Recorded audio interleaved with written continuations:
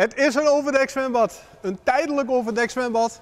En er zijn heel veel mensen vorige week die hebben tegen me gezegd: Rick, kan dit zwembad niet blijven staan? Want voor het eerst had Gietjerk een oerdekt zwembad. Voor 3 weken wordt mijn mannenmacht werken om osmose uit het bassin te verwijderen. Een renovatie van €70.000. Dan kan het bad eind april weer open. De gemeente vindt dat verantwoord. Nou de stichting Laat Trieworden zwemmen is om vrijwilligers in te zetten. En dan denken wij aan werkzaamheden, aan opruimen, schoonmaken, gras maaien, perken onderhouden. Nou, dat willen wij dus als start van vrijwilligerswerk doen. Voor het vrijwilligerswerk wordt een beroep dienen op de dorpsmierskip en zorgplaatsen in de regio. Het zwembadpersoneel is net benauwd voor 2 kapiteins op 1 skip. Dat is een kwestie van goed zaken op elkaar afstemmen, duidelijke afspraken maken. En ik heb er wel vertrouwen in dat dat wel goed gaat komen.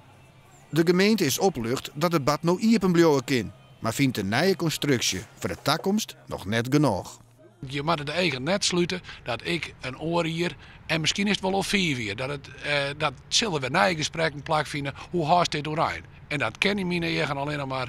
Ik als zoest als gemeente eigenaar blijven, maar dat is toch stapjes weer weer omdost. Dat is ook het probleem van de wethouder.